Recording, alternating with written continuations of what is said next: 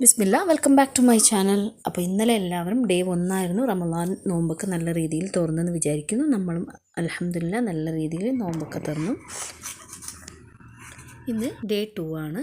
അപ്പോൾ എല്ലാവരും ഇന്നല്ല റമദാൻ മാസം 1 തന്നെ എല്ലാവരും ഖുർആൻ പാരായണം അധികരിച്ചിട്ടുണ്ടാവാം അല്ലേ? അൽഹംദുലില്ലാ എല്ലാവരും ദുആയിൽ ഉൾപ്പെടുത്താം. അപ്പോൾ നമ്മൾ ഖുർആൻ ഓതുന്ന സമയത്ത് ചില കാര്യങ്ങൾ ശ്രദ്ധിക്കണമല്ലോ. അപ്പോൾ അതേതെന്ന് നോക്കാം. ഖുർആൻ ഓതുന്നവർക്ക് ഉളുവ് വേണം. അപ്പോൾ കാണാതെ ഓതുന്നവർക്ക് ഉളുവിൻ്റെ ആവശ്യമൊന്നുമില്ല. ഖുർആൻ കയ്യിലെടുത്ത് ഓതുന്നവർക്ക് അതായത് ഉളുവ് വേണം. ഖുർആനിനെ ആദരിക്കുകയും ബഹുമാനിക്കുകയും വേണം. അപ്പോൾ നമ്മളെന്ത് ചെയ്യും? ഒരു സത്യാവസ്ഥ ഒരാളെ കൊണ്ട് ബോധിപ്പിക്കാൻ വേണ്ടിയിട്ട് നമ്മളെന്ത് ചെയ്യും?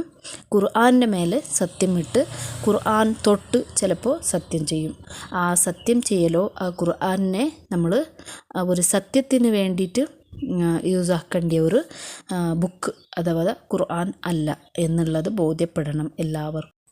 ഖുർആൻ ഓതുന്ന സമയത്ത് നമ്മൾ ശുദ്ധിയായിരിക്കണം. അതിൻ്റെ അർത്ഥം മനസ്സിലായാൽ അതായത് ഒളു എടുക്കണം. അപ്പോൾ നമ്മൾ അതിന് മുമ്പ് ഒന്ന് അറിയണം, വലിയ അശുദ്ധിയിൽ നിന്നും ചെറിയ അശുദ്ധിയിൽ നിന്നും നമ്മൾ ഫസ്റ്റ് ശുദ്ധിയായിരിക്കണം. എന്നിട്ട് നമ്മൾ ഖുർആൻ പാരായണം ചെയ്യാനിരിക്കാം.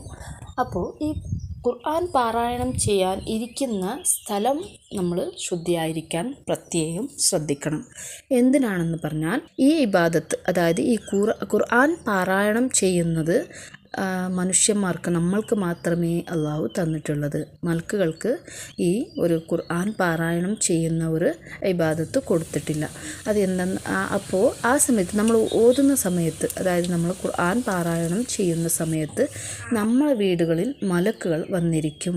അതായത് നമ്മൾ ഓതുന്ന സമയത്ത് നമ്മളെ മുന്നിൽ അത് ഖുർആൻ കേൾക്കാൻ വേണ്ടിയിട്ട് മലക്കുകൾ വന്ന് ഇരിക്കും. അതുകൊണ്ടാണ് നമ്മളും നമ്മളെ തടിയും നമ്മളെ ചുറ്റും നമ്മളിരിക്കുന്ന സ്ഥലങ്ങളും ഒന്ന് ശുദ്ധിയായി വെക്കാൻ പറയുന്നത്. ഇമാം ഗസാലി തങ്ങൾ പറയുന്നു, കിടന്നോതിയാലും നിന്നോതിയാലും കൂലി കിട്ടും. പക്ഷേ കഅബയിലേക്ക് തിരിഞ്ഞിരുന്നു ഒളു എടുത്ത് ഓതിയാൽ അതിനാണ് അധികവും കൂലി കിട്ടുന്നത്.